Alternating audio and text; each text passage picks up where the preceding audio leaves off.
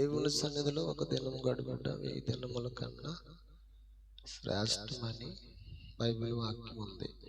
ఆమేన్. మరి 7వ నెల అలాగే ఈరోజు 10వ తారీఖు దేవుడు గత దినాలు మనల్ని కాపాడారు. ఇంకా రానున్న దినాలు సంవత్సరాలు కూడా కాపాడగలిగిన దేవుడు. ఆమేన్. ఎవని మనసు ఆయన మీద వానుకును వారిని పూర్ణ శాంతి గలవానిగా చేస్తాడంట. స్తోత్రం చెప్పండి. హల్లెలూయా.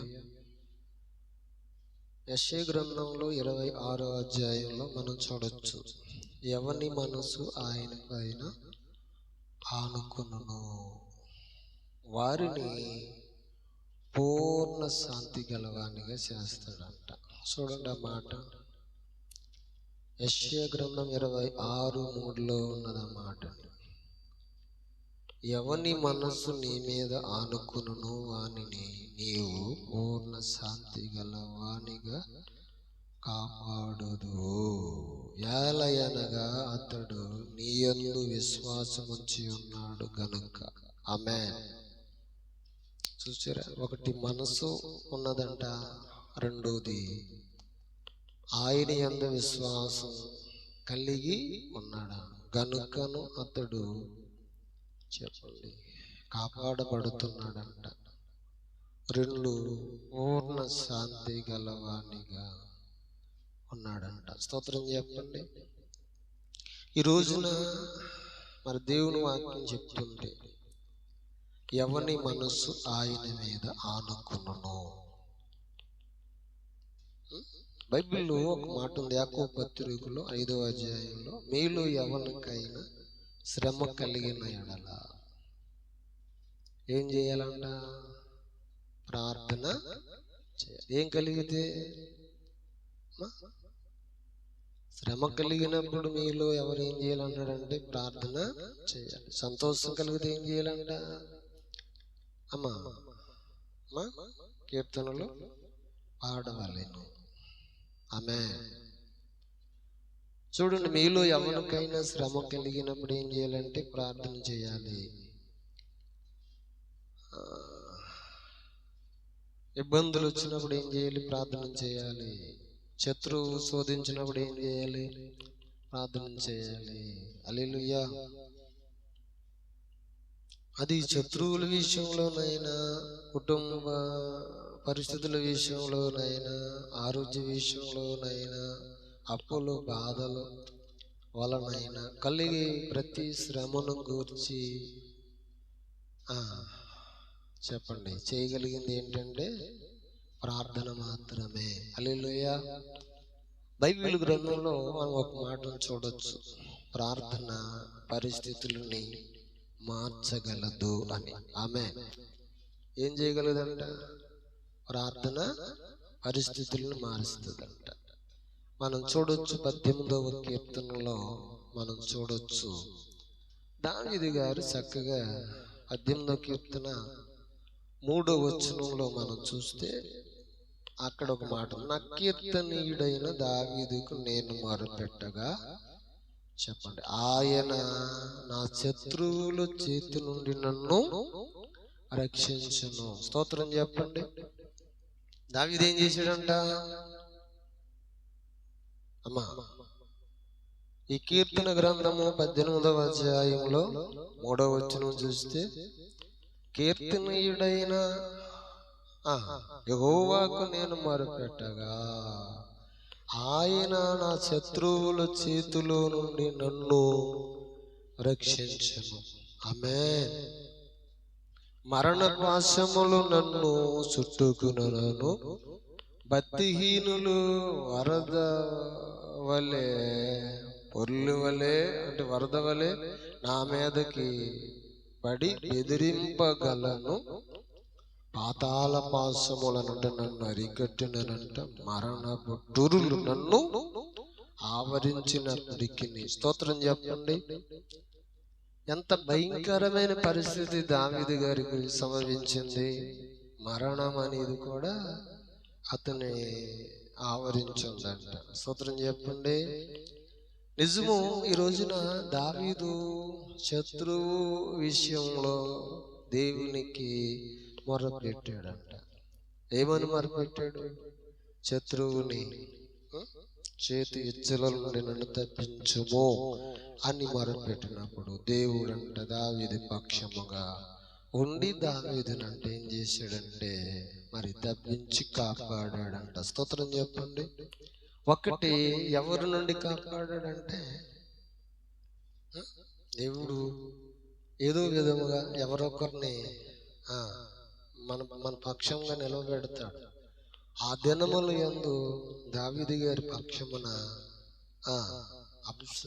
యోనాతానుని నిలవబెట్టాడు. అక్కడ రెండోదిగా చూస్తే మరొకసారి మరో విధముగా చూస్తే సౌలు కుమార్తె అనగా మీకాల్ అనగా దావీదు యొక్క భార్య, ఆమెను అతని పక్షముగా నిలవబెట్టి చూడండి భయంకరమైన ఉపద్రవము నుండంట దావీదు గారిని తప్పించి కాపాడినట్టుగా బైబిల్ మనం చూడవచ్చు.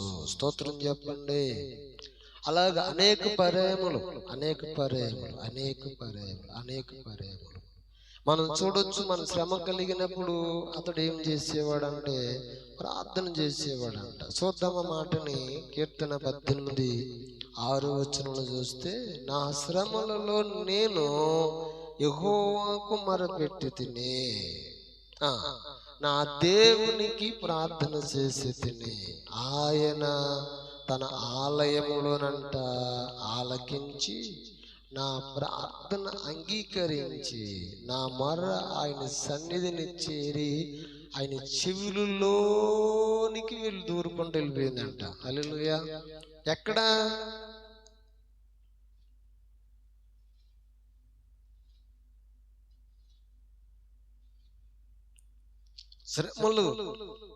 శ్రమలు అనేవి ఏ విధంగా ఉంటాయి? ఒకటి అనారోగ్యం కావచ్చు, 2 అప్పులు కావచ్చు, 3 సరిహద్దులలో ఉన్న మనుషులు శత్రువుల వలన కావచ్చు శ్రమలు. కొన్ని విధాలుగా కొన్ని రకాలుగా, అది ఉద్యోగం లేదా వ్యాపారం, వ్యవసాయం పరిధుల్లో అనేక విధాలుగా శ్రమలు అనేవి రావచ్చు. స్తోత్రం చెప్పండి.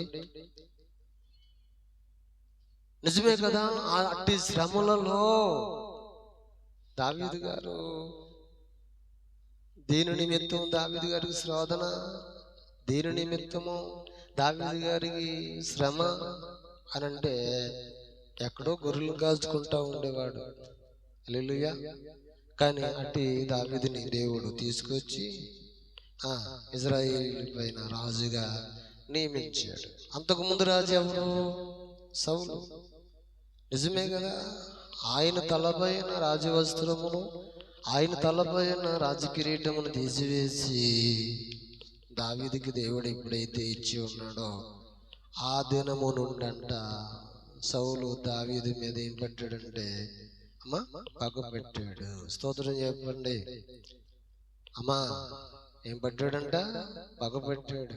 పగపట్టి ఆ దినం మొదలుకొని దావీదుని ప్రయత్నము చేస్తున్నాడు. తన కుమార్తె మీకాలను కూడా ఆయనకిచ్చి వివాహం చేశాడు. అయినప్పటికీ అల్లుడు పదవిలో ఉండి, అల్లుడు చక్కగా రాజు అయి ఉండి, అల్లుడు మంచి హోదా కలిగి ఉన్నప్పటికీ కూడా అల్లుడు కూడా చూడుకోకుండా సౌలు దావీదుని ప్రయత్నం చేసినప్పుడు దేవుడు దావీదు పక్షముగా ఉండి చెప్పండి ఏం చేశాడంటే ఆయన ప్రార్థనలన్నీ కూడా అంట ఆలకిస్తూ ఉన్నాడంట. ఆయన దేవునికి మహిమ కలుగును గాక. మనం కూడా ఏం చేయాలి చెప్పండి అమ్మా? శరీరం ఆరోగ్య విషయంలో, అప్పుల విషయంలో, ఇంటి చుట్టూరు లేదా సంఘం చుట్టూ ఉన్న శత్రువుల విషయంలో, మనం పోషించబడుతున్న విషయంలో, మన పనుల విషయంలో మనం కూడా ఏం చేయాలంటే ప్రార్థన చేయవారంగా ఉండాలి. హల్లెలూయా. నిజమే కదా, కలుగుతున్న శ్రమను చూసి లేకపోతే ఇబ్బందిని చూసి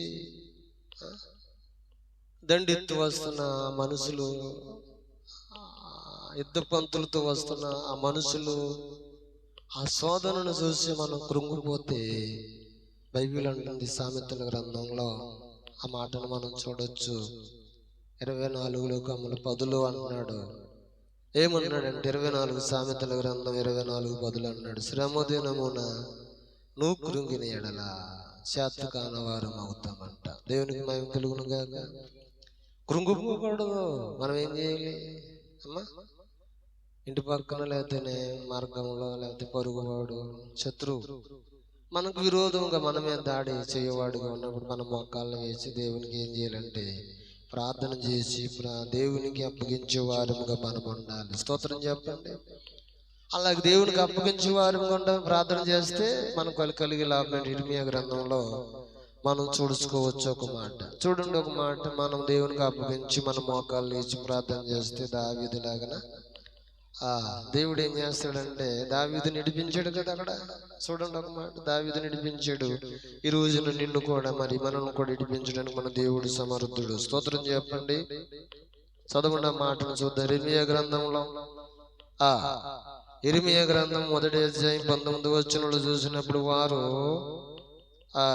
నీతో యుద్ధము చేతురు గాని నేను విడిపించుటకు నేను నీకు తోడయ్యుందును, వారు నీ పైన విజయము పొందజాలరు. ఇది యెహోవా వాక్కు. స్తోత్రం చెప్పండి అమ్మా. స్తోత్రం కలిగి హల్లెలూయా. నిజమే కదా అన్నాడు ఎక్కడైనా ఇర్మియా గ్రంథంలో మనం చూడొచ్చు.